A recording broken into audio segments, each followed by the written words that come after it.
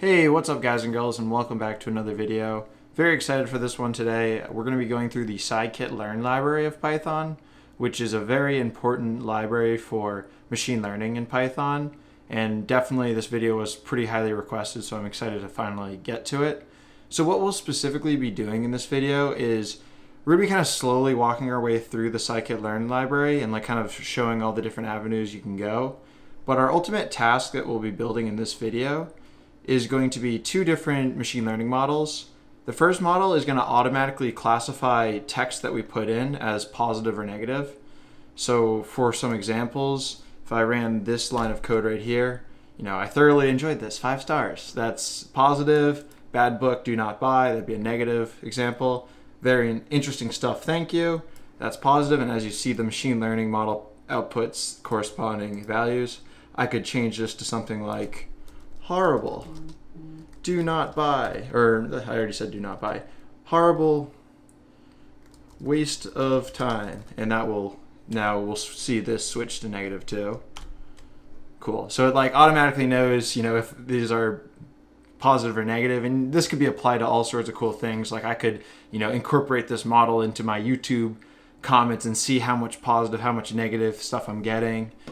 So it's really fun kind of playing with actual text data and creating a scikit-learn machine learning model and I guess getting this as the output. Then we'll do one other task, which is very similar. The model doesn't change too much, but it's just kind of cool to see a little bit more what you can do with the same type of sklearn stuff. So this is also an NLP, natural language processing model. And this one, instead of positive or negative, we have these several different categories that we're kind of grouping our comments in. And kind of the way you can think about this one is, imagine you're in charge of Twitter, HR, and you're getting all these positive and negative feedback to your Twitter account, but you don't know what products they're talking about. This machine learning model automatically classifies text as a certain category. So great for my wedding would map to a clothing category. I loved it in my garden would be patio category, and good computer would be electronics. And as you see, that maps correctly to these things. So those are the two models we'll be building. We'll be walking through all sorts of cool stuff with scikit-learn. Quickly, let me just cover the timeline of this video. And this will be in the comments, so make sure to check that out. We're going to start out with kind of just a brief overview of why you use sklearn, what's its purpose, when you should use it, when you shouldn't use it. Then we'll jump into loading in data into sklearn and what sklearn can do to help us with that. Then we'll be choosing our classifier. Once we choose our classifier, we'll be evaluating the performance of the different classifiers. We'll be doing some fine-tuning of the classifier to make it even better. Trying to think if there's anything else. We will also save our model so you don't have to retrain it every time if you wanted to use it in production. And also, I just wanted to say real quick, this is a fairly long video, so if you want to break this up into 15-minute chunks, I'm going to try to structure it so it's pretty easy to do that. So don't feel like you have to watch this whole video at one time. Watch one chunk, come back to the second part later. But I kind of want to keep it all together because I think it's good to kind of see the full, from data to final model avenue. Okay, so a little background information on sklearn and machine learning more generally is that I would say that pretty much every machine learning task has several steps associated with it. So, at its core, any sort of machine learning thing you want to do, you're going to have some sort of question that you want to answer. So that's always the first thing. You have this question that you want to answer. Then you need to find some data that will help you answer that question. You can build a model around that data. Once you have that data found, and you'll probably have to do some prep on the data, some sort of processing, some sort of filtering. Once you have your data all prepped, you're going to want to build some sort of model around the data. Once you have a model, you're going to next move on to doing some evaluation. How well is your model performing? And kind of after that, you'll make improvements. You'll tune the model, you'll find different parameters, you'll maybe tune your data a little bit more, and just try to improve your model as much as possible. sklearn helps simplify that entire pipeline. They help a lot of common things you'll want to do to improve your model and to get your model ready to be built, or actually using a specific algorithm for the model. sklearn packages all of that up into a nice library for you. So a little bit more detail, like I'm here looking at the sklearn site. There's all sorts of classification algorithms that are out there, and here is some code for a certain classification algorithm. And as you see, it's a little bit long and convoluted, but with sklearn you can use that same algorithm in a couple lines. Same thing with regression, clustering, everything that might take a lot of your own code to do. sklearn has already packaged that algorithm up for you, and it's easy to just use yourself. Another separation I want to make real quick is that I would say there's kind of two types of models that you can build in machine learning. So this is very general. On the one hand, you have the neural network, the deep learning models, and then on the other hand, you have these traditional algorithmic type machine learning models.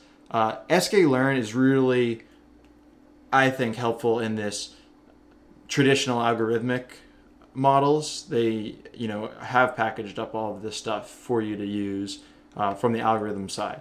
For neural net type stuff, we're not going to be covering it in this video, and I don't I looked at some stuff on the documentation. They have a little bit of neural net stuff, it looks like, in sklearn, but I would really recommend, if you want to get neural network machine learning experience, check out either TensorFlow. I use PyTorch personally a lot. There's other libraries that really jolt around neural networks. So we're focusing on that traditional algorithmic approach side here. Okay, so now that we've gone through a little bit about sklearn, let's go back to the question we're originally trying to answer, and that is automatically classifying comments as positive or negative. And to do this, we first need some data to train our model. The easiest approach, like the initial stupidest approach you could do, is imagine me just going through, manually writing like stuff like, and that would be negative, or stuff like Keith is the best. That would be positive. I could do this, but I would be here for years, basically creating enough data for the needs of this video and to make a good model. So yeah, manually creating data is probably not the best approach. You could crowdsource and get a lot of people to manually create you data. That could work potentially a little better, but still time consuming, probably costly, not the best. So the best approach to getting data you need is try to be creative. How can we find data that will help us do what we need that already exists? And for this positive negative feedback model, the place that I'm decided to go was Amazon.com. So, we click on anything like this cute little, oh my gosh, this is so adorable. This cute little costume, and we can go to the reviews, and the reviews basically here are reviews of any product basically have already labeled data for us. If something is 5 stars, this material in here is going to be very positive. On the other hand, let's see if we can find a 1 star. I don't know if I'll find it with how adorable this costume is. Okay, yeah, we have a 1 star review right here. Maybe make this a little bigger. This is not quality at all. In this 1 star review, we have negative feedback. We have negative things that people are saying. So if we can take a lot of Amazon reviews, we can use that as our training data. So that's exactly what we're going to do. So what I ended up doing, and I made it a little bit simpler for you, is that this guy, J.M. Colley at USCD, did a lot of work for us where you don't have to actually scrape through Amazon, but from 1996 to July 2014, he collected all sorts of Amazon review data. So I went ahead and took some of that and broke it down. I have a script that shows exactly how I did it that I'll show you. But I just kind of broke that down into a more manageable amount of reviews for several of these categories here from the year 2014. So that's what we'll be using as our data, as our training data. Okay, to get that data and begin actually writing our code, I need you to go to my GitHub page /Keith Galley. This will also be linked to in the description, and yeah, Keith Galley /sklearn. And while you're at it, follow my GitHub, because the more milestones I hit, more fun pictures like this I gotta post. Okay, and so once you're on the GitHub page, you're going to want to go to data, And to begin, I recommend just going to Sentiment and downloading this file that I called Books Small. So this is 1,000 Amazon reviews from 2014, specifically on books. So go ahead, you can click on that. And if you click on that, there's somewhere to, just download the raw file here. Or you click raw and then you can do save as. So Books Small and text document should be fine. Or maybe just even do all files and just do .json. Don't mind where I'm saving it. Yeah, so I'm just saving it. I already have it saved, but yeah. Save it somewhere that's close to where you're writing your code.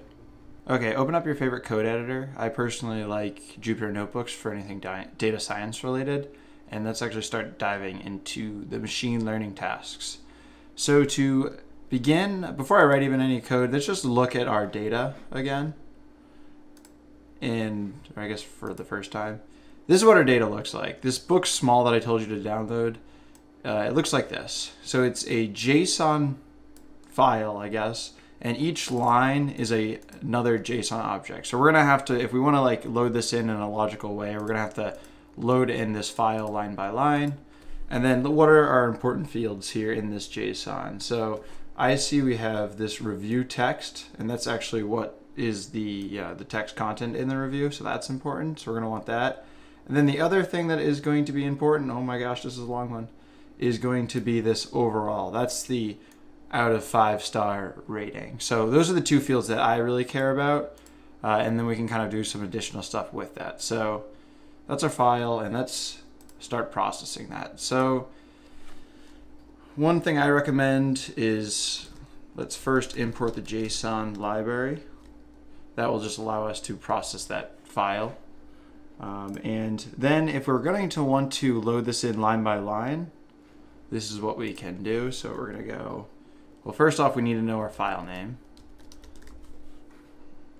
And our file is called the path that I at least saved mine in. And this is relative to the code that I'm writing.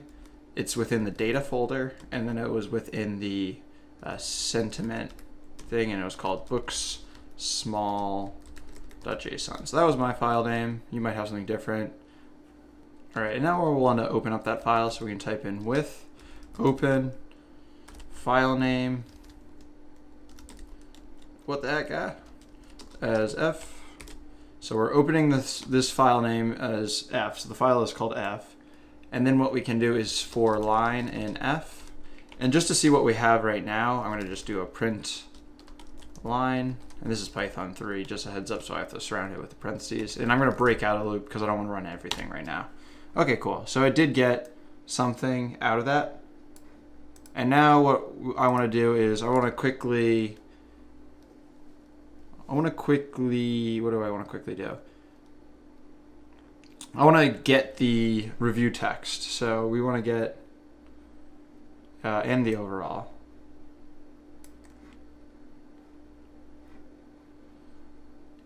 We want to get the review text here. And like this is definitely a positive thing. It's 4-star overall. Like, divined by storm with this unique new novel. She develops a world unlike any others. So this all sounds good. And this is about books. So let's try to get that review text. So printed line. Normally, if this is like loaded in as a dictionary, we should just be able to do line and then review text like this. So let's see if that works. We get an error. And so the reason we get an error is because right now this is just raw text. So we need to use this JSON library to actually load it in as a review, like dictionary basically. So we could say something like review equals JSON dot loads line. And now if I print out review of review text, we should get what we're looking for here. Oh, why did I type an S? Cool. Now we just get that text, and if I just wanted that overall score, I could do review overall. That was the JSON key that will produce the right value. What did I just do? 4.0. Cool. So that was the 4 stars. So we got both the things we wanted. So now what we really need to do is just gather this all in a nice way. So I'm going to get rid of this break statement, and I'm going to say reviews. That's going to start out as an empty list. And what we're going to do is we're going to just do reviews dot append, and maybe we'll append a tuple object of review text, and the score.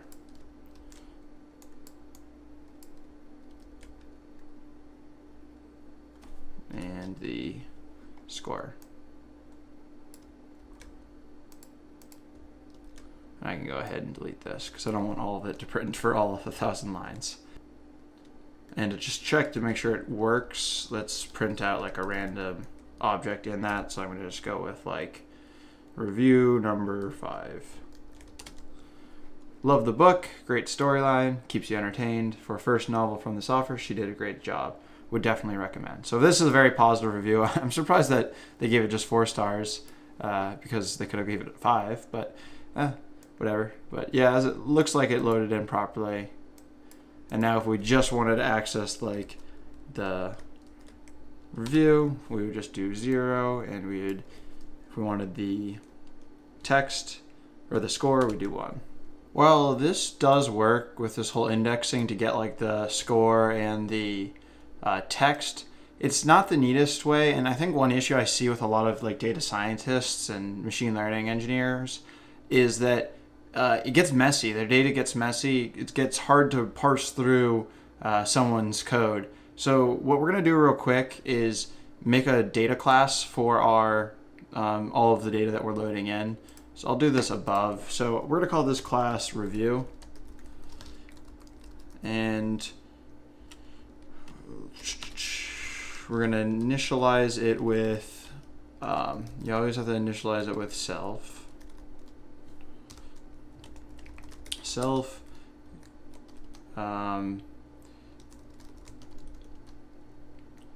Text and score,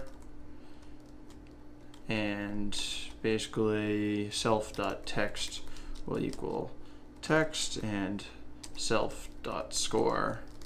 The score is equal to star, like the number of stars is what I'm saying with that, is equal to score. And then we can do some additional stuff within this class to like convert this score to a sentiment, and it'll ultimately, having this class will make things neater.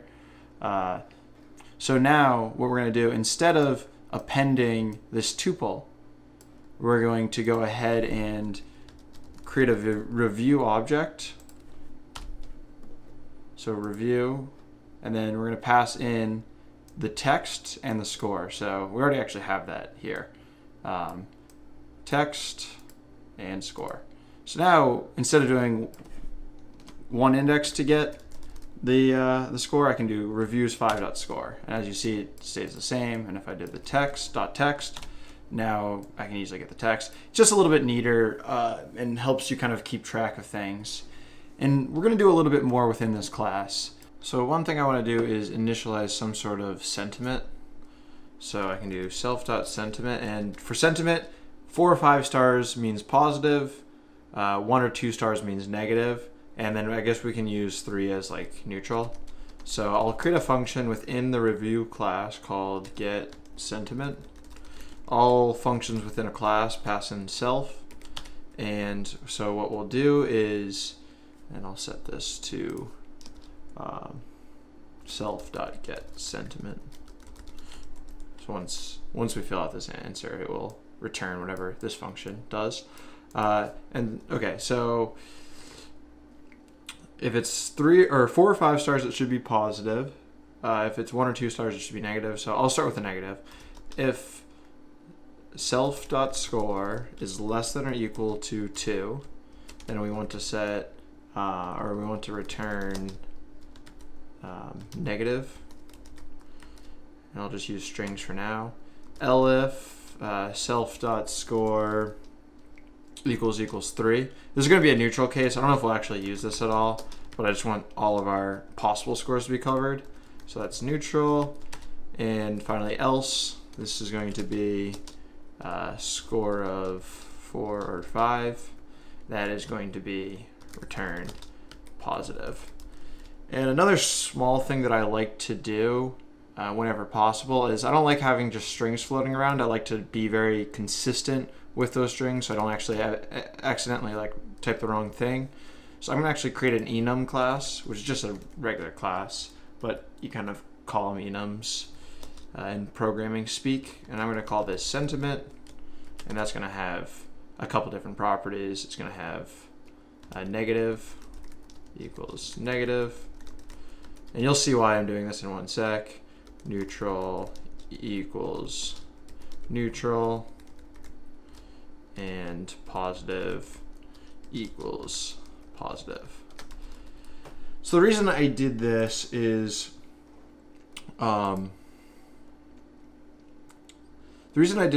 because now let's I'm going to run this again, and I'm going to run this again. I can now do something like reviews.sentiment. So remember, this is a 4-star review, so it should be positive. And it says positive, right? That's fine. We said that here. But now basically instead of always typing out the strings negative and neutral and maybe forgetting that we capitalize the whole thing or spelling it wrong, we refer to these things as the sentiment class. And we do sentiment.negative or sentiment dot positive, or no, sorry, this is neutral and sentiment dot positive. It's just really to ensure that we're being consistent. It's also kind of nice because it's a lot of our code editors can auto recommend this to us. But now if we go run this and go back down here, it still says positive. It's just a little bit neater having this type of thing. You don't have to do that though, but just something I like to do. Okay, so we now have this review class that automatically fills out the positive or negative sentiment. So we're getting there. All right, next let's go ahead and do some further prep of our data. And basically what we're going to be doing next is, let's just take this text again. Basically the issue is when we're dealing with text data, it's really hard to build machine learning models around text data. Machine learning models love matrices and numerical data as input, numerical vectors. So we're going to talk about some ways to convert text into a quantitative vector. And we're going to be using Bag of Words to start. Real quick, to understand how Bag of Words works, if you don't know already, imagine we have these two phrases. This book is great, and this book was so bad. So the way we do Bag of Words is we first break this up into like a dictionary of tokens or words. In this case, we'll do unigram, so just single words as our dictionary. So we'll break that up. So we have this book is great. Sometimes you might optionally include this exclamation mark, but it kind of depends on how you're vectorizing this. Then we also have from the second doc, was so bad. So if we were training a Bag of Words model, we'd use all of these words to create this sort of dictionary. And then to actually convert this word into a numerical vector, all we have to do is map ones and zeros to the terms over here. So this book is great would have ones mapped to the first 4 words, but it doesn't have was, doesn't have so, doesn't have bad in it. So those would be zeros. Ones where the word is, zeros were not. This book was so bad, that would look something like this. You'd have this book, they both exist. Is not in this sentence. Great is not in this sentence. Was so bad, those are all in the sentence. So this would have been a fit transform process for Bag of Words, the count vectorizer on all of this. One last thing is if you wanted to now transform a word or a sentence you hadn't seen before. So imagine we have was a very great book. One small detail about this is A and vary weren't in the original training set. So we actually end up like dropping those terms out. We don't know what to do with them because we didn't see them when we were fitting our vectorizer. But with bag of words for this, if we saw this in like testing time, that'd be converted into 0 for this, 1 for book, great is a 1, was is a 1, and everything else is a 0 that isn't existing. And then we can't handle A and vary because we didn't see him at training time. So that's at a high level how bag of words works. One last thing before we start actually using bag of words. In pretty much any machine learning task you want to do, you have some set of data. And so right now we have all of these reviews. And we have 1,000 reviews total right now. If I'm not mistaken, I can double check that. Yeah, so we have 1,000 reviews right now. But whenever we're building machine learning models, we want some subset of that to be training data and some subset test. And basically the common pattern with sklearn is they have nice methods to do pretty much most things you would think people would want to do frequently with machine learning. So in this case, we want to split that 1,000 into a training set and a test set. So what I would do when I'm like doing this on my own is I just would literally look up sklearn training test split or something like that. And there's a couple different options that pop up right here, but usually your first result, if you Google something pretty straightforward, will be what you're looking for. So we have this train test split. It has all sorts of information about it. One thing that's really actually kind of cool, someone commented this the other day, is okay, so how do we import this? Let's see some usage. Okay, we can do this. Okay, so we're trying to split our 1,000 reviews into a training set and a test set.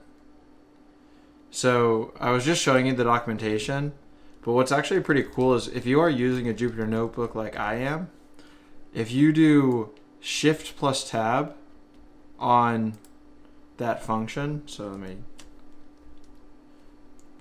it gives me those same exact documents basically right here in my Jupyter Notebook, which is pretty neat. So split arrays or matrices into random train and test subsets. That sounds exactly what I want. I can go down even farther and look more about it. One thing I'm noting is test size. If float should be between 0 and 1.0 and represents proportion of data set to include in the test split. So that's the first thing that I am noticing is important is test size. I also note we can just pass in any sort of arrays and it will take care of those. Let's see. You can also specify train size. Random state is another important one. This basically allows you to seed your random split. So if you wanted to repeat the same exact split in multiple instances, if you just set this to some value, anytime you set it to that same value, you'll get the same exact split. Stratify also could be important. Basically, it would keep the proportion of class labels. So in our case, sentiment.negative, sentiment.positive, the same in both splits or relatively equal. So it wouldn't just like take all the positives in one set and all the negatives in the other by accident. Okay, so let's pass something in. So we want to pass in our reviews. We want to give it a test size. So let's say our test size is going to be 0.33. 33% of the reviews will be what we can use in test. That means that 66% is training. And I'll also give it a random state so that we get the same thing every time. And what does this return? That's the last thing I want to look at. So I'm going to just highlight this again, Shift Tab. Where's the return? Returns, list, and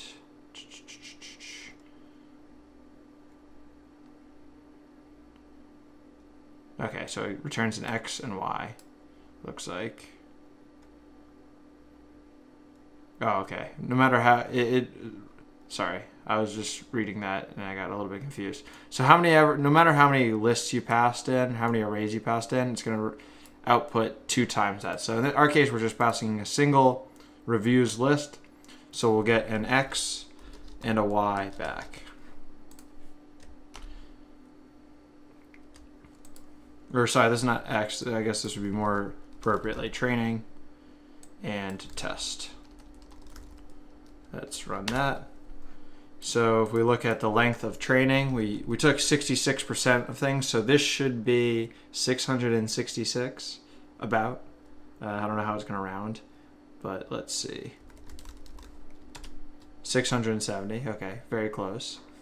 Yeah, I guess 33% exactly. We didn't specify a third exactly. And then test should be 330. So you see how we nicely split that up into a training and test. So now what we're going to do is fit our bag of words model to the training set. We'll build a classifier on that training set, and then we'll test everything on our test data. All right, so we want to pass our training set into our bag of words vectorizer. Let's just look at, let's like print the first row of our training, our first training review. These are all reviews. Okay, and this is still the object. So if I wanted to print the first text, remember we can do this. Cool. Okay.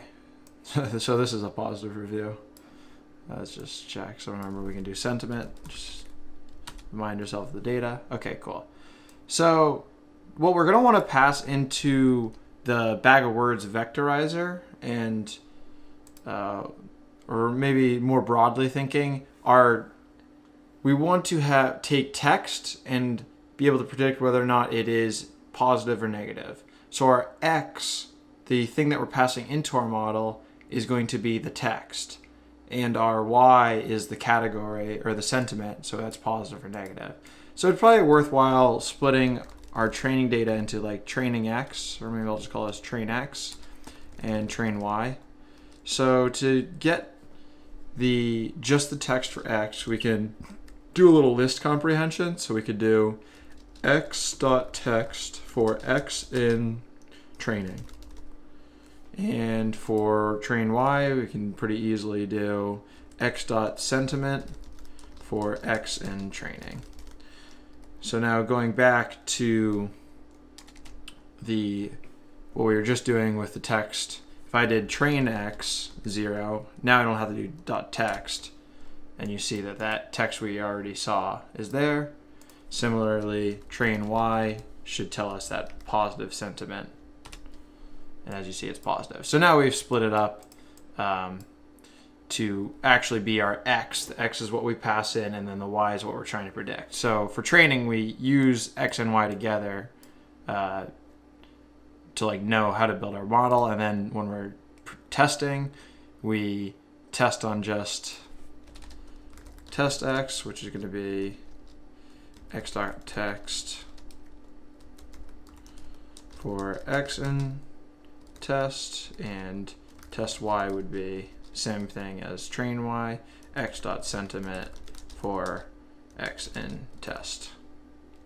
So when we're trying to test how our model does, we'd pass in just test X and see if it matches up closely with test Y. But that will be in a sec. Okay, so sorry, I got sidetracked. But bag of words vectorization on this. So once again, this is the common theme. We have this bag of words method that we want to do, but how do we actually do it with sklearn? Well, let's just do another quick Google search. sklearn bag of words is probably a safe bet.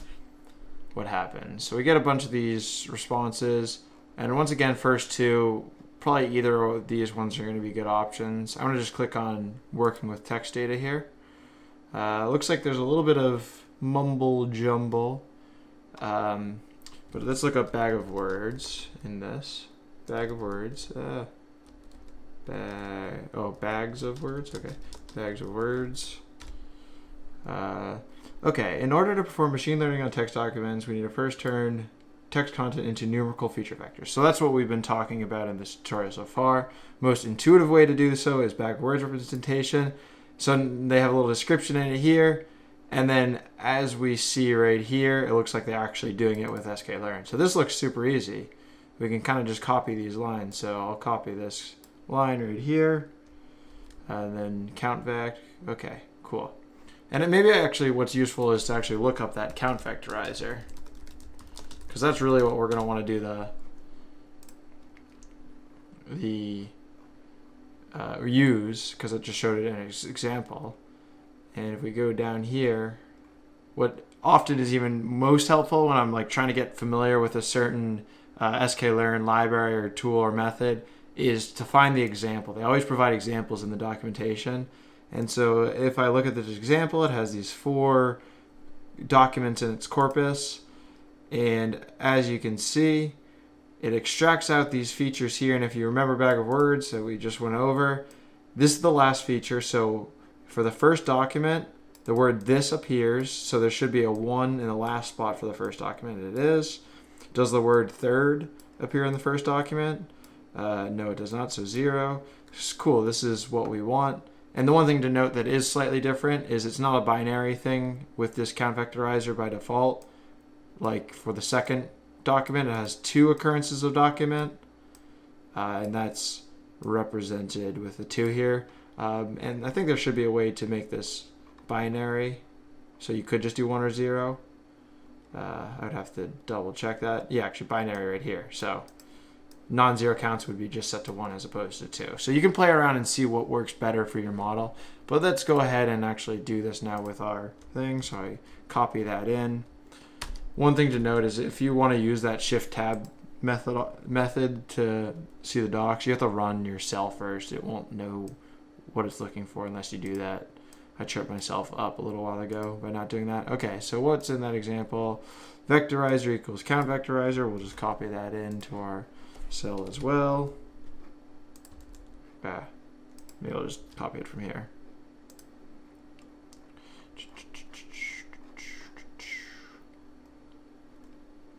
Okay, character equals count vectorizer, and then it does fit transform corpus.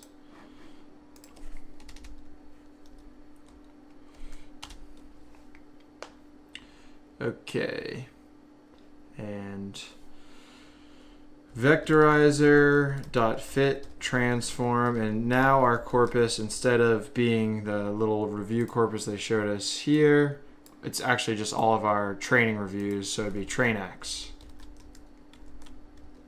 And so what do we get when we run that? A really big matrix. So it's a 670, so that's every one of our training values. So all of those have their own row, and each one of those rows has 7,372 columns. So this is a really, really massive matrix. It's a lot bigger than this little example matrix. But then again, if we think about this, it makes sense why it's bigger, because we have now 670 documents that are all longer than these pieces of text. So like our matrix is pretty dang big, but to our computer, it's not that big of a deal. So we're going to be totally fine with this vectorizer. Okay, now that we have this vectorizer, we can go ahead and start getting ready to actually build a model around it. So basically, what this outputted and what we see right here is what we're actually going to want to use as our training input. So like we had before, we had trainx, which equal, let's just like print out the first trainx. And I'll just ignore this real quick. So that was just like a piece of text. What this now outputs is like train x vectors equals that. And now if we did train x vectors 0, we get a matrix that represented, I'm going to just print both of these things. Basically, so we had this text, and now this train x vectors here is a matrix that represents this text. So it has ones, as you can see here, in all of the positions, or actually it's counting, so 2 for a specific word, all the positions that are non-zero in our matrix. And if you wanted to see that in a more traditional way, I think you could go to array. And this is the entire matrix, but because it was 7,372, we don't get to see the whole thing. But just know that inside of this, there's a 1 wherever this piece of text triggered something in our vectorizer. If that hopefully makes sense. All right. And one thing that also I just find useful to know is that in this step right here, we kind of did two steps at once. We fit a vectorizer to this training data, and then we also transformed our training data to give us these train X vectors. You can do this the same way in two steps. There's basically two separate functions you could use. So you could do first vectorizer dot fit train X, and that won't do anything. That will just fit the training data. And then if you did train X vectors equals vectorizer dot transform train X, then you will get the final same result. So what I'm saying is that these two steps, fit and transform, in this function fit transform, they're the exact same thing. They just lumped it in because you so often want to fit a model then transform things. They also have this kind of helpful 2-in-1 function, but doing that in two steps would have been the same thing.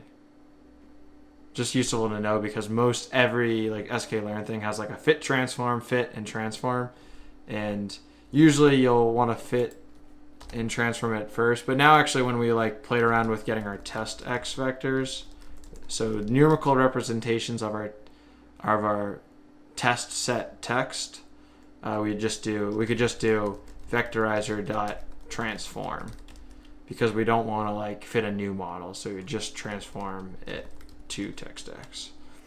Okay, so we have with this train X vectors, now our final data basically is train X vectors and train Y. And basically we'll want to fit a model around these. So let's start looking at choosing the right model. Okay, we have our X's and our Y's. Now let's actually do some classification. And sklearn offers a ton of different classifiers. So I'm going to just kind of go through some of the options. And this is a big part of like, there's all these options for classifiers, but unless you kind of study up on these classifiers and get a little bit of like a more theoretical understanding of them, it's hard to sometimes make a decision. So like here's an example, classifier comparison. You can see all of these different types of classifiers that are all built super easily through sklearn. And what I would recommend is if you're trying to like figure out what classifier is right, do some additional Google searching, watch some YouTube videos on these. I know like MIT OpenCourseware, the actual professor that I had when I was taking an AI class at MIT, who unfortunately passed away, but like if I looked up like linear SVM, MIT, you'd get all of these lectures that are good information. You get a more theoretical understanding. So you can kind of go through and like figure out what, get a feel for these different models and maybe have a feel for which one's going to be better. The other part of that though is, part of it is just testing, just training your model, running it on the test data, seeing what performs better. So we'll take a couple of these, fit a couple of different models and see kind of how they perform. So we're going to take an SVM. We'll probably take both of these with the linear kernel, all that. So that will be one. Probably do some sort of decision tree. I'll throw in some sort of naive Bayes. Maybe we'll also do, I think, logistic regression, which is not here, but okay, so we'll import SVM to start. Okay, so classification.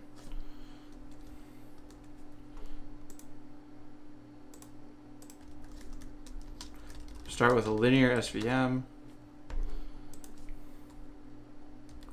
Okay, and it's very straightforward to use this. We can just do classifier, and I'm just gonna say classifier SVM, SVC, support vector classifier, I think it stands for. Oftentimes you also see support vector machine SVM. So or actually I think more generally you can do from sklearn import SVM, and we can do svm.svc And if I run this and just look up the documentation here, there's a couple things we pass in: a kernel, a C value,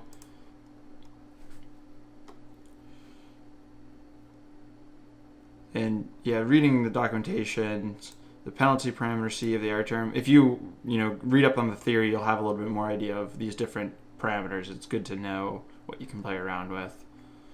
So we're going to make this linear to start. So we're going to say kernel equals linear, but we could look at all the different options, like kernel is one option, C is another parameter we can play with, gamma is another parameter, all sorts of stuff. So we have kernel, linear, and that would give us a classifier. And all we have to do to fit this classifier to our x's and y's that we defined right here is we can do clf.svm, and this should be a familiar command to you, fit train x vectors and train y. So we pass in an x and y to fit this classifier to our data. There we go. And then what's cool is we could go ahead and like predict something. So based on all of the training reviews we had, we could go ahead and do clf svm dot predict, and real quick we need to get something to predict. So maybe we just look up, I'm gonna just copy I'm gonna print out real quick our test x 0. Let's see. So this is a positive reveal. Looks like we could also get the vector for that. Oh, oops. Test as vectors 0. I think I defined that, maybe not. Train x vectors. So to get test x vectors, we can do, this should have probably been defined up here, test x vectors equals vectorizer, and we don't want to fit again, we just want to transform because this is our test data, test x.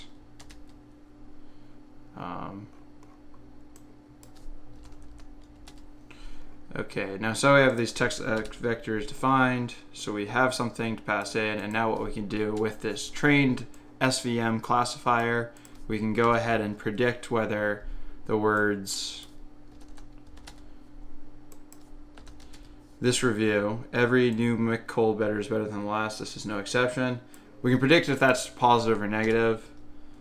We can do test x or clf svm dot predict. So pretty much all of these classifiers, I think all of these classifiers have a predict method, and then you would pass in that same type of vector that you used to train it, but we haven't actually seen this test vector, so we don't know what the proper output should be, but I'm saying it should be positive if our classifier was trained properly. And as you see, we get positive. Okay, let's go ahead and create a couple other classifiers. So I mentioned a couple that I'll try. I mean, there's so many options to choose from. So we'll do decision tree. We'll have a naive Bayes option. We'll do a, how about a logistic regression? And we're just do these rapid fire. It's pretty cool how easy it is to do this. Okay, so let's do decision tree first. If we go back to that comparison thing, we see decision tree classifier here. I can click on that and get the full documentation for that. Okay, look at the example. So it has a fit, probably has a predict too. Cool. Okay, so from sklearn.tree,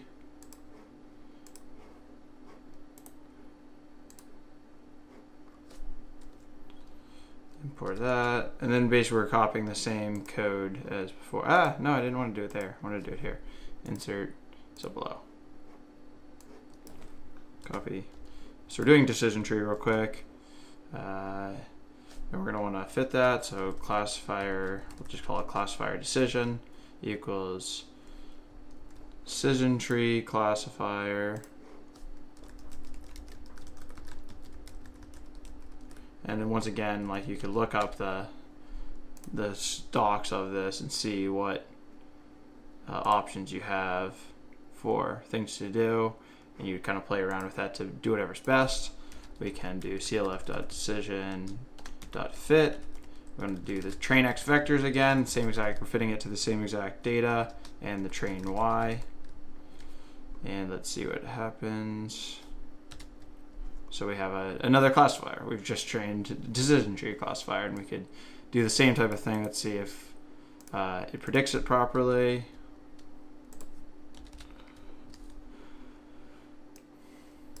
So as you see, it's like we just built two different classifiers super quickly. And this said +2. We could go naive Bayes, and I'm going to keep saying this. Like, check out, read into these different classifiers. Like, with me just saying it's like you're just kind of randomly, there's no like thought process in choosing one over the other. So you kind of get if you have some understanding behind the scenes of how these work, you'll have better ability to do model selection. So naive Bayes, and this time I'll just like look up something else. I'll read from some different classifiers, sklearn.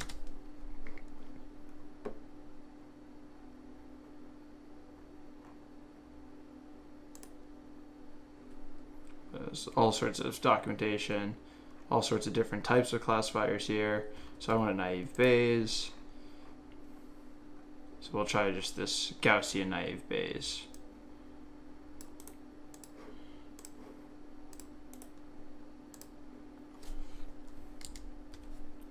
Okay, now kind of basically just repeat the same thing. Paste in this code. This will be Gaussian naive Bayes. Gaussian naive Bayes. That's like a tongue twister. Gaussian naive Bayes. So what happens here? Same type of deal. Cool. Logistic regression would be the last one. I'm just rapid fire doing these. Logistic regression, sklearn.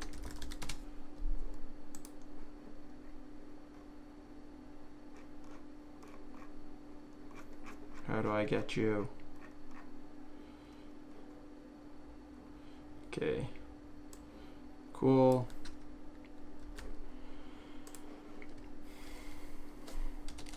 I'll call this CLF log equals logistic.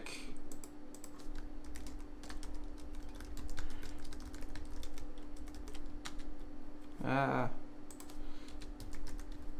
then we'll just copy this.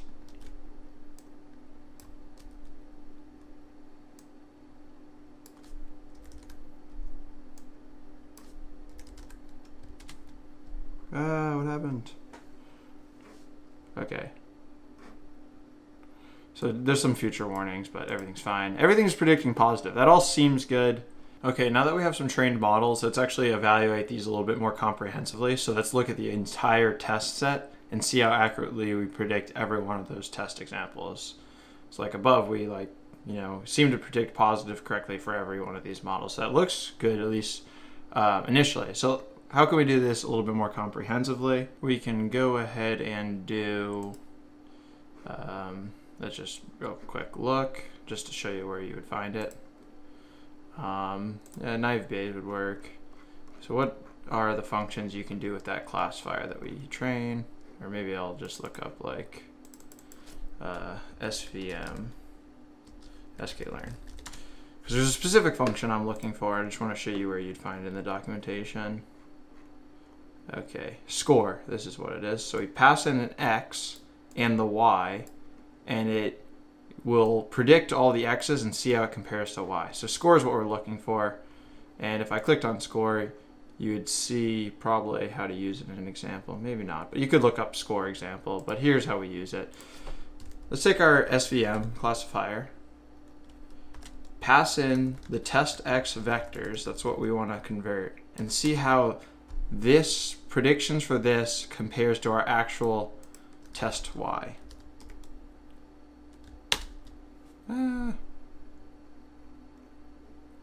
Sorry, svm.score. Now it should work. 82% is not too bad. Let's see how the other ones do. There was, what was the second one I did? I think decision.score, and passing the same exact vectors. So we're just quickly seeing the accuracy. This score function, if we look at it, I could look at it here, or right here, returns the mean accuracy on a given test data and labels. So sounds good. So what would be, and we could print all of these. So that's the first one, the SVM, printed out the second one. Let's just copy this 2 lines to get our last 2. Okay, we had the Gaussian naive Bayes, and we had a logistic regression. Okay, let's see how all these do. 82, 78, 78, 84. Okay.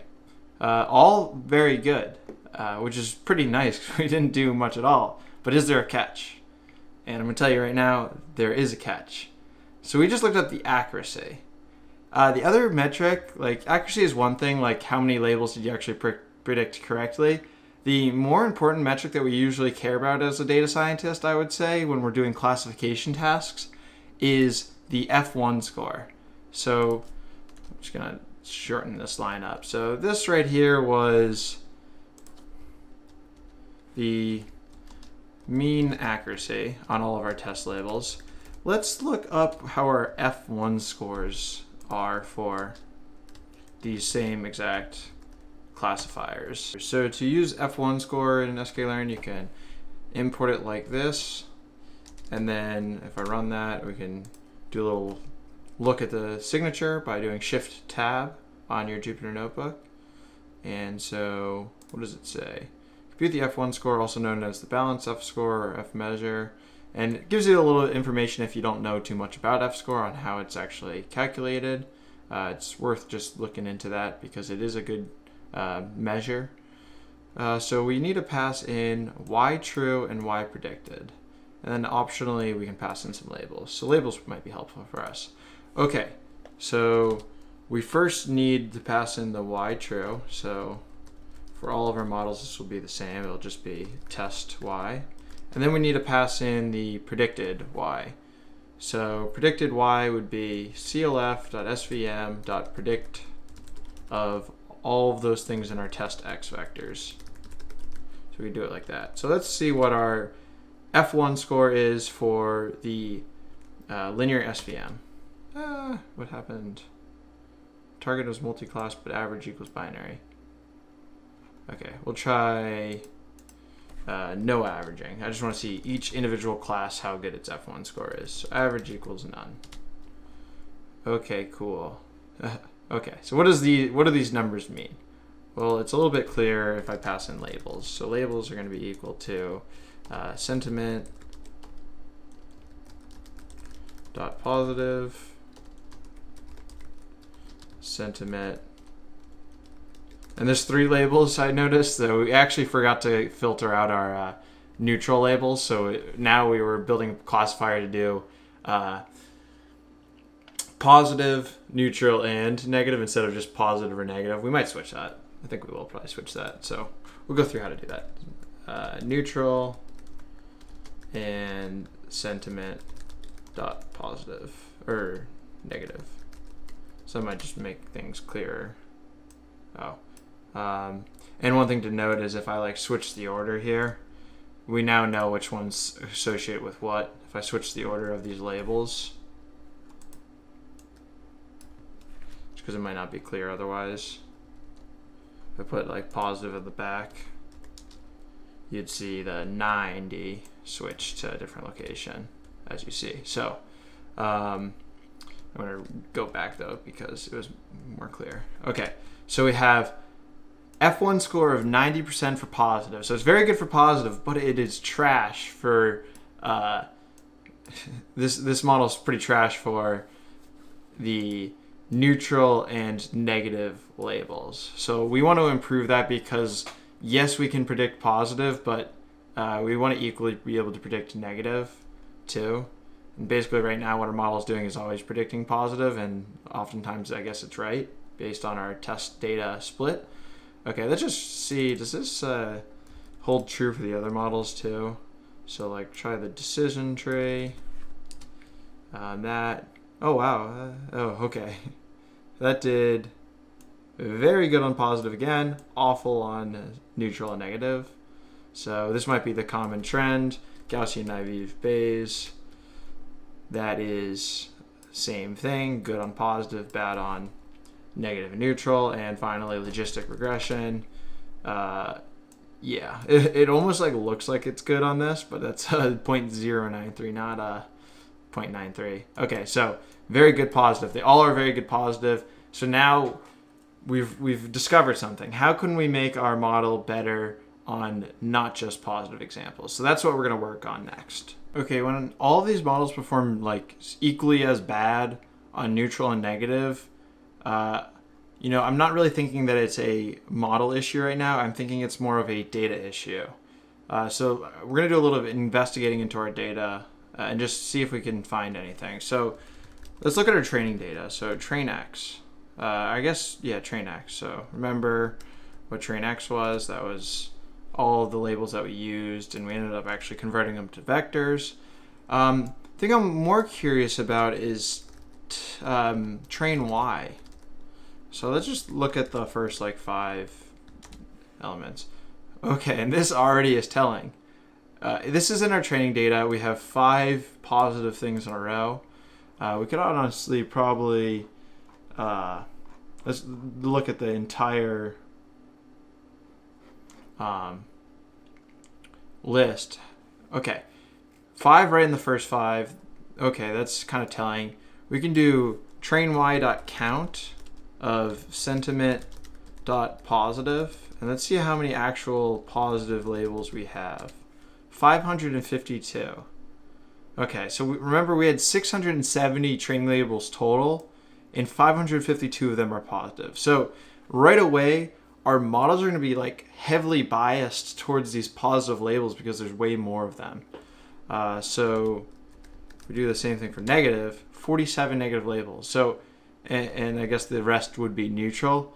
So here's our issue. We need to, let's balance our negative and positive data. So let's do that real quick. Because it wouldn't make sense to balance the 47, like if we balanced it exactly with 47, then we'd have 47 positive. That seems like a little bit too little amount of training data. So what I want you to do real quick is we'll actually download a bigger data set. And if you go to my GitHub, go to data, sentiment, download this 10,000 file. That's actually 10,000 reviews instead of the 1,000 that was originally in this. And if you're curious on how I made this 10,000 file, the way was I used this data process file I wrote and basically looked at all the reviews in this massive file that I downloaded from this, what I brushed on here. So right here, I downloaded that, unzipped it, then ran this file on it, changed this final data to 10,000, took 10,000 samples randomly, and then just basically changed the name here. So it's 10,000 examples, so we should be able to get a little bit more negative examples out of that. So, all right. So you download the data, sentiment, book small, click on it, view raw, and or I guess you could even just click and then you would save as and save it just like you saved the first file. Okay, and now what we need to do is go ahead and instead of loading in up here, book small, you need to load in whatever you named it. I called mine book small JSON or book small 10,000 JSON. So I'm gonna run that. I'm gonna do all the same stuff with this. I'll do the same sort of vectorization. Now it's gonna be a bigger vectorization. And really when we go down here to the count of negatives, we should see a higher number. 436, cool. That's a lot better in my opinion. About 10x for our training data. So we have more negatives, but that also means that we have more positives, 5,611. So what we're going to do is actually create a little container class for our reviews, so we can call it evenly distribute method that will even out our training data and our test data. So we'll do that in the same spot that we created this original data class. So instead of, we have this review class, and now what we're going to do is add one more class,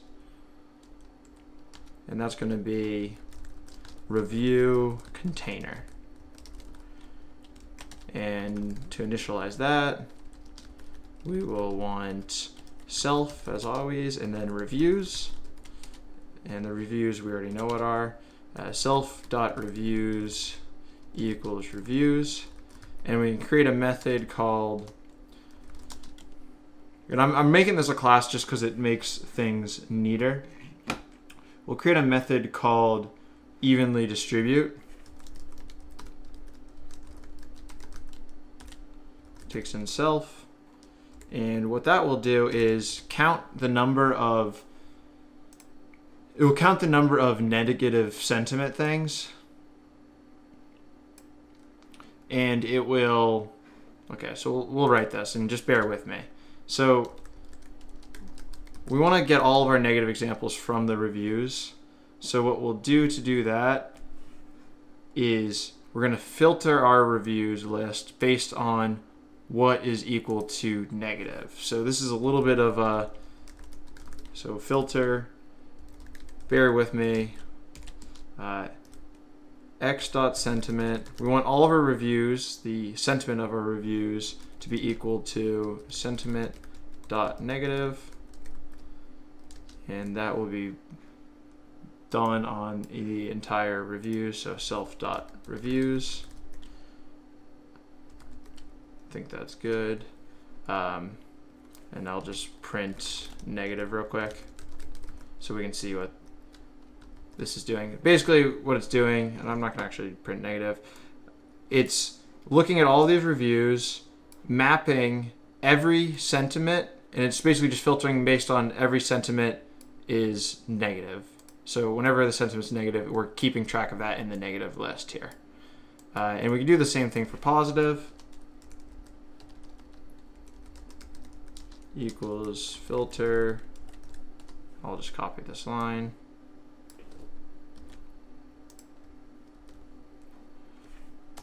And we want this to be positive. I'm going to ignore, at this point, we're going to ignore the neutral examples. You could factor those in if you wanted to, but I'm just going to make sure that my negative values is equal to my positive values. I think this should build our model, make it a little bit better. Okay. So now, if I printed out the length of negative and positive, and I could do that if I rerun this, review a container, I could pass in all of my reviews somewhere down here. I could pass in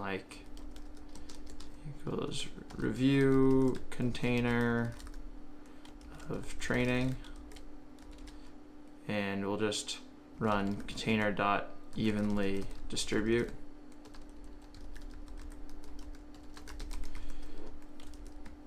Okay, so we have positive and negative in here, and what I'm going to just do to just see what's happening is we'll do print negative 0 dot text, print I guess length of negative, and we'll print the length of positive. Okay, so what happens when we run this down here? Filter is not subscriptable.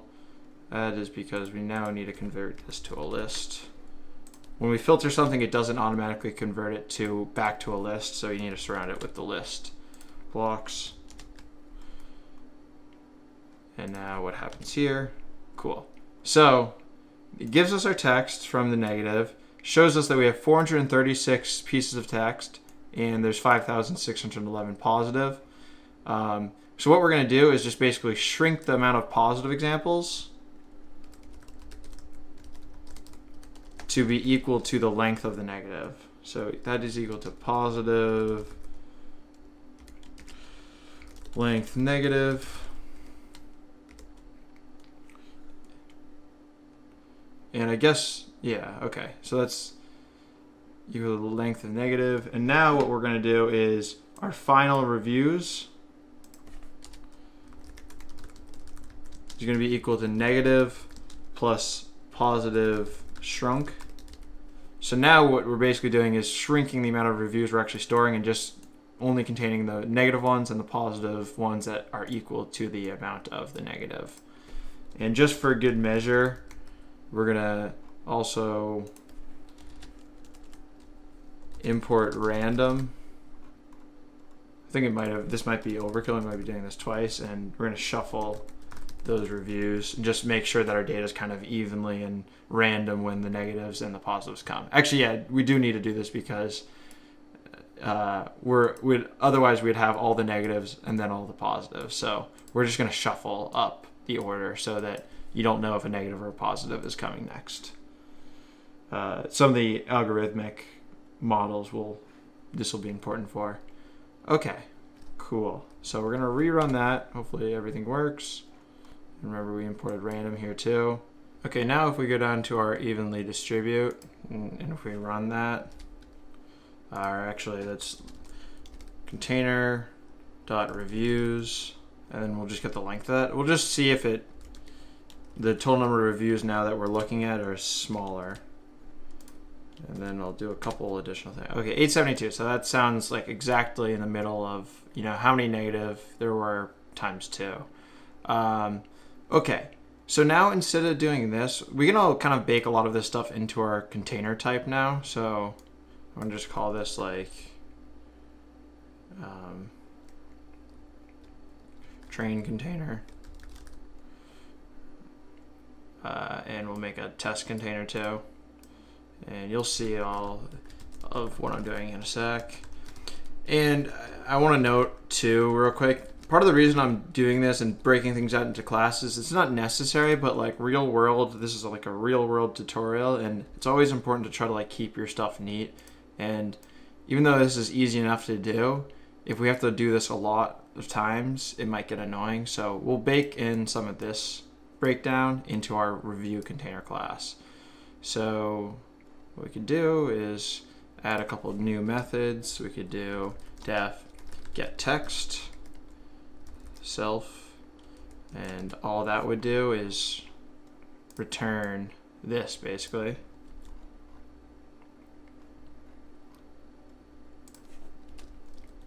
And not training would be actually in self.reviews. Return. We could get Y or get our labels. So get sentiment, I'll say, self. That would be return x.sentiment for x in review self.reviews. And now what I can do is, instead of doing this, train x now just becomes train container dot get text, and train y becomes train container dot get sentiment. Same thing for this. This would be test container dot get text and test container dot get sentiment. Okay. And now what we can do is we could like do something like actually check in our train y the count of self.sentiment, or sorry, train y the count of sentiment dot positive and the count of sentiment dot negative. Review container has no attribute. I don't think I ran this cell again. Run and run and run. 436 is negative. Let's see about positive. 5,611. Okay, it didn't quite do what we wanted it to do, and that's because we also just need to real quick run that function that we wrote called evenly distribute. Now we should be good. Okay, now positive is 436 and negative should be the same. That was a fairly long aside, but yeah, we got to what we were doing. And now, does that help us out? And I don't think it's actually important to evenly distribute test x, but you could if you wanted to. It really depends on what you think your incoming data will be in like practice. All right, so we have this now equal.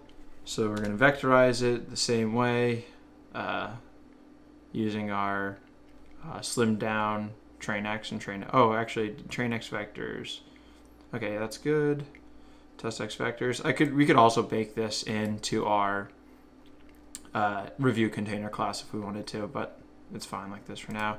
Okay, now we're fitting to the new data, and we can fit all of these to the new data. And let's see what happens to our scores. Come on, baby. Okay, our scores decreased. Is it a good thing or bad thing? I mean, normally you'd say that's a bad thing, but let's see our F1 scores. How do they look? And our F1 scores, I mean, overall, they seem to get a bit better. I'm not going to look at logistic regression. Let's look at the SVM for now. Okay, I mean, it got definitely better. It's still not great, but it got better. So what can we do next? Let's like keep getting better and better. So the first thing I'm going to say we should do, and you know, as a data scientist, we get to kind of control the data. I'm going to say that I want a model that kind of does a good job predicting when about half and half are positive and negative. So right now in our test set, we have an overwhelming amount of positive. I can show you that. Test y.count is 2,767 for positive, and now we have 208 for negative. So why this F1 score for negative, and also we dropped neutral out of this completely, so I could actually just kind of delete that from my labels. And also for the time being, let's just focus on this SVM because it's hard to go through every one of these. I'd say in general for this model, probably logistic regression or the SVM will be your best performing. Okay, so the reason that this is low is because we trained it equally, but in our test set we only have 208 negatives. So like our model is a little bit more custom to like predict 50-50. And you know, it really depends on what you're looking for, and there's also ways to probably make it a little bit more robust where even though you train with about 50-50, you still could handle that uncertainty. But I'm going to just go ahead and start out by doing the evenly distribute for the test container as well. So now we'll get about 200 for both positive and negative.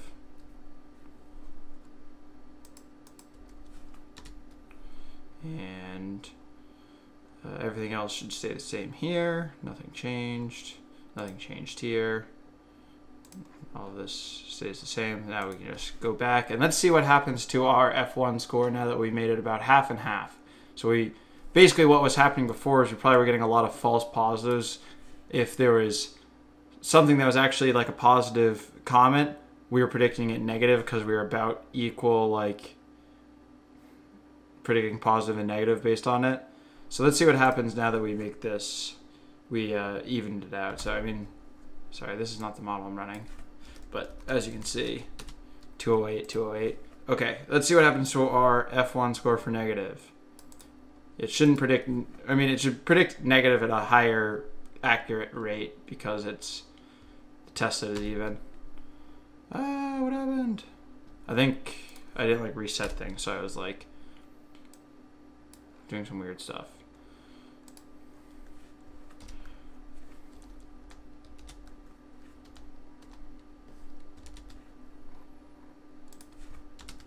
Okay, what's gonna happen now?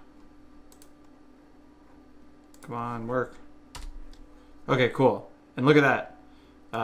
Yeah, it shot way up because it wasn't predicting negative so frequently. Or, I mean, it was predicting negative as equally, but our actual test data was more equally distributed. And I'm saying that we wanted that. All right. So we got like our base model working. And one thing that's probably good to do is let's do a little bit of a qualitative analysis as well. So we could take a test set, such as the one I showed before. We could transform that using our vectorizer. And that's our new, and then we could use the SVM to predict what our labels should be. And as we see, look at that, positive, negative, negative. And we could, it's really kind of fun to play around with this. Great. Positive still. If I said like not great, I'm actually curious what this will say. I think the great will outweigh it because we didn't actually use bigrams, which would count this as one thing. Oh wow, not great. Wow, that's pretty impressive. Very good book. Positive. Very brilliant. All sorts of words. Okay, I guess it didn't know the word brilliant, and that could probably be accounted for with more training data. Very fun. That's good. So, looks pretty good to me, but let's make this even better. Sorry, I'm going insane. Okay, and also just really quick want to refresh all these scores since we changed up our test data. And as you see, they increase because they're predicting positive and negative both more accurately. Okay, so let's drive up these scores any higher, even higher. And the first way we're going to do that, and this you're going to have a feel for vectorizers, but let's scroll back up to our vectorizer. With the count vectorizer, let's think of our examples that I showed when I was initially introducing bagwords. This book is great was one, and I think the other was this book was so bad. Okay, so with the count vectorizer, the main issue is that it weights each word equally, even though if certain words don't have nearly as much meaning to a sentence. So like in this case, this and great would be weighted equally as like one count, while the great is the one that defines the sentiment and the this has no meaning really. So instead of using count vectorizer, we can do something smarter, and that is use a TF-IDF vectorizer. And that stands for term frequency inverse document frequency. So basically, a term is important if it occurs a lot throughout a review. It's like great only appears once, but I guess it's as important as any of these words. And its inverse document frequency means a word is less important if it occurs in a lot of documents. So for example, this, is, was, so. If we had a big corpus of documents, those words would appear a ton. And as a result, their weight would be less than great, who occurs, but occurs less frequently and ultimately plays more of a role into the meaning of the document or the review or whatever you want to call these. So TF-IDF allows us to weight this, great and bad, higher than stuff like this and book. And that ultimately will help our performance. So all we have to do to make this change is change this to TF-IDF vectorizer. And we should be able to run this. We should be able to rebuild our models. And oh no, I updated it really quickly. But If I'm not mistaken, by doing that, if we're focusing just on SVM, that went up by about a percentage point, it looked like. So it did some damage, and you probably could tweak around with that, make it even better. I think logistic regression actually went down. But so, I mean, machine learning in general, like you do something, maybe it increases it, maybe it doesn't. Try to be smart about how you do things, and you always kind of just have to play around and try things. But our SVM went up. Okay, that's cool. So that's one thing we can do to increase our performance. Let's see what happens to our F1 scores for SVM. Yeah, they seem to both go up for both sentiment, positive and negative. That's cool. And I'm guessing these will stay the same, hopefully. Yeah. All right, so we're going to try to increase our accuracy even further. And we'll be doing that through a method called grid search. And to access grid search, we can do from sklearn.model selection import grid search CV. And if I was like uncertain what this was called, I would probably be Googling like parameter tuning sklearn, and you'd probably find this by doing that. Okay, so grid search CV, and what does that do? Well, let's go back to our SVM, that SVC model that we used, and I'm going to real quick look up the docs for this. So as you see, there's a bunch of different things that we can pass into our SVC. There's this C parameter, there's this kernel, degree, gamma, all of this stuff. And to be honest, like especially for like stuff like the C value, maybe kernel, you have a better feel. I don't know what values that are going to be best for my data. So is there a way I can programmatically test a lot of different options and like choose the best one for me? And that's exactly where this grid search CV comes in. So we'll do something called like tuned SVM equals, and how do we use grid search? Well, and I'll actually get back to that in a sec. Comment this out real quick. Well, what were the parameters we were looking at?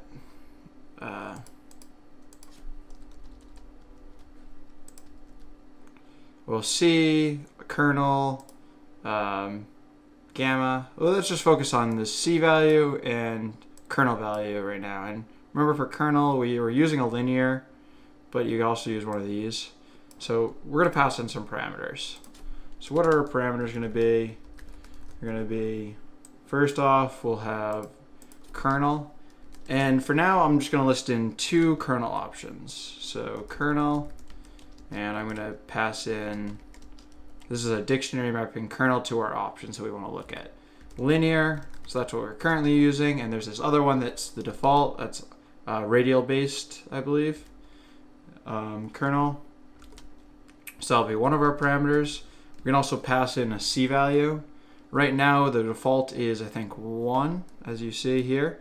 But maybe 1 isn't the best value. So we can pass in a bunch of different values. We could pass in 1, 4, 8, 16, 32, etc. And basically what's going to happen is when we use this grid search, so I'll say SVC equals svm.svc, classifier equals grid search CV of the classifier that we want to pass in. So that's this right here.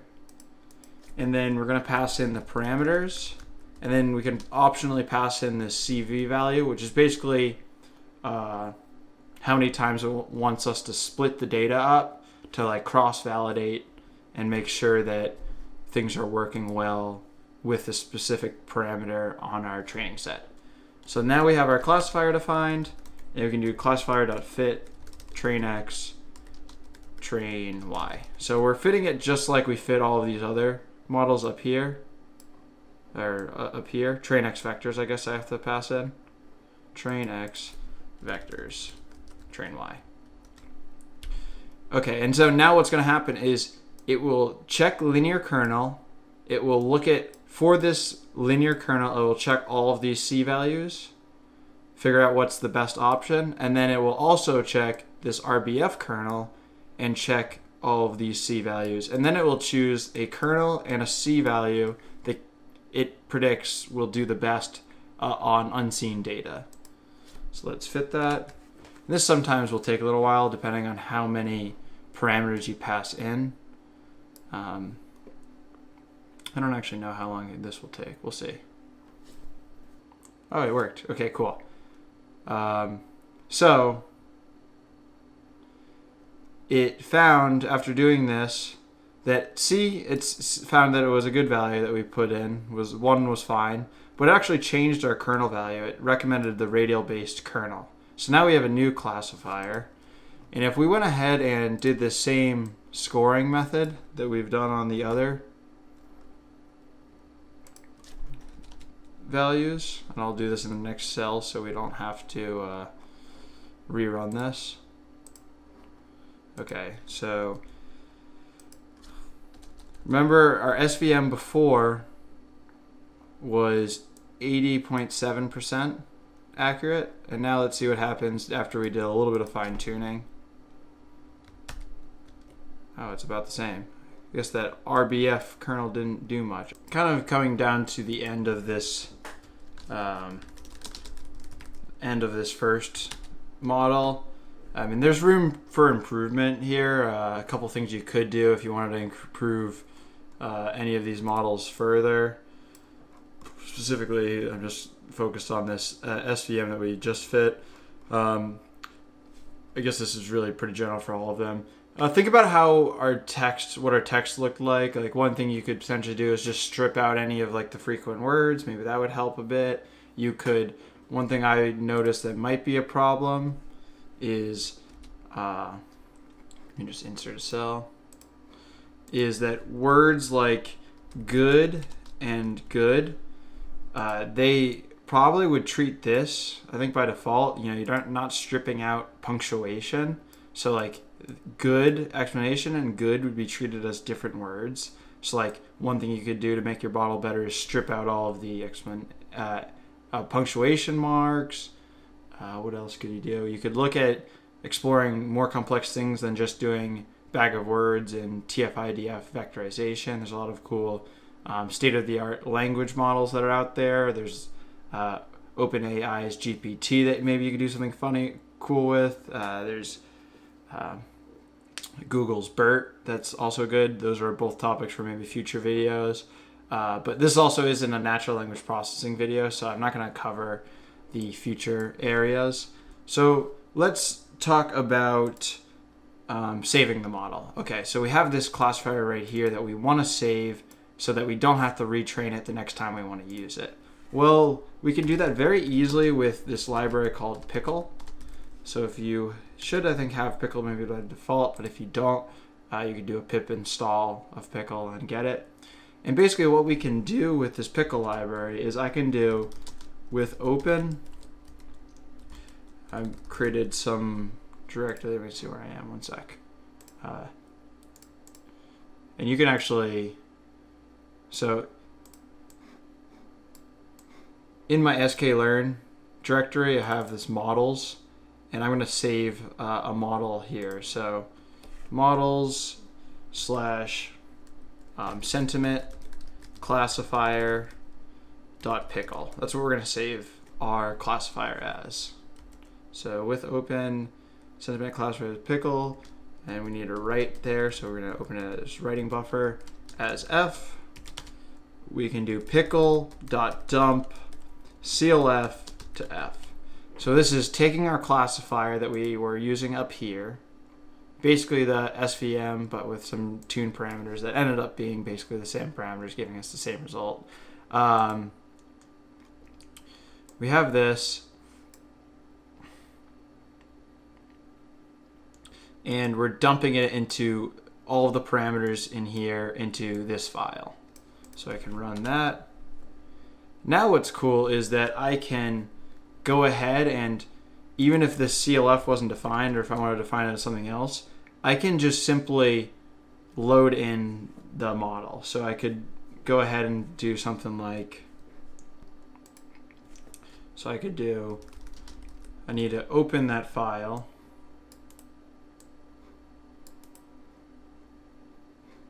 So I can just copy this.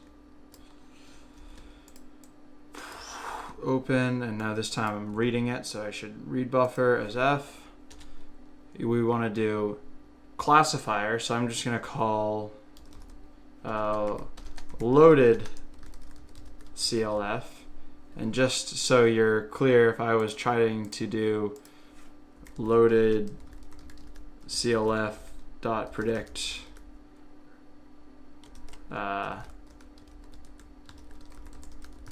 now, like, this would not be defined, so it wouldn't work. Loaded CLF equals pickle dot load, and I just need to load that file. Do that. Now I can do loaded CLF dot predict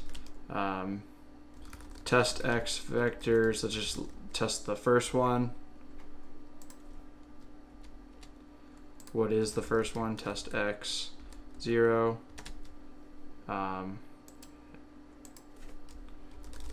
As you see, it did output something. So like,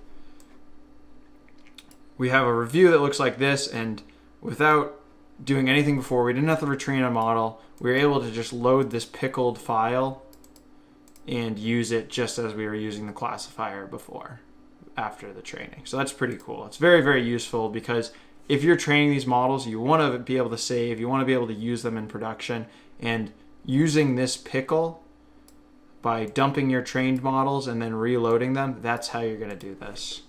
Because this tutorial is getting pretty long now that we're done through everything, I'm going to kind of skip over the category classifier, or I'll go through it really quickly. It is on my GitHub, so if you want to see this exact details, check there. So if you go to sklearn, keithguy/sklearn, and you go into the category classifier, you could download this too. You'll see that it's basically the same thing overall as what we did before. A couple differences, like I added an enum class for categories. Basically then we go through and load in data from all these different files, and all that data can easily be found through data/category. You download all of these files, and then so it goes through each one of these files, loads in all the data associated with that file, and then based on which file it loaded from, it sets a specific category, and that can be seen here. To that, it adds the reviews the same way, preps the data pretty similarly. One thing you'll notice is that evenly distribute is crossed out, because for this one, because we're looking at just which category, so electronics or clothing or grocery that a review comes from, we don't care whether the positive and negative stuff is evenly distributed. At least I don't think it would be that important to. We use the TF-IDF vectorizer just like before. Here's some classification stuff. Pretty similar. F1 score does actually very well, as you can see with here. All of these are like hitting pretty accurately across the board, so that's pretty impressive to see. Do the grid search again. And that honestly just gets you back to, even though you had all these options to choose from, it gets you back to C equals 1 and kernel equals RBF. But it did check all of these. Finally, like, saved the pickle file. And also saved the vectorizer in this case, because it's nice. Basically, when you want to do tests like this, like quick kind of qualitative tests, you want to use the vectorizer as well. So I figured I'd save the vectorizer as well. Those pickle files you can download from my GitHub as well. They're in the models directory. Then the last thing I did here, which was kind of cool just because it fit well, was I did a little bit of a confusion matrix. So you can look at this code. Basically, as you see, the stuff across this diagonal is, so on the upper axis is, I'd have to double check this actually, but one of these is the Y predictions and one of these is the Y actuals. So as you see, it's very Y prediction and Y actual are very close, but maybe sometimes you mistake clothing for electronics. You mistake books for grocery. Like, there are mistakes, and that's what the confusion matrix shows. But you could use this code if you want to replicate some confusion matrix type stuff. All right, that's all we're going to do in this video. Thank you guys for watching. If you enjoyed this video, make sure to throw it a big thumbs up. Also, it would mean a lot to me if you don't mind subscribing. Really, just seeing more subscribers motivates me to make more videos. Also, check out my socials, my Instagram, Twitter. And then final thing I wanted to say is, if you like this dope shirt that I'm wearing, you should definitely check out my buddy Sebastian. His Instagram page where he makes all this cool content is right here, and I'll also link it in the description. Thanks again, guys. Peace out.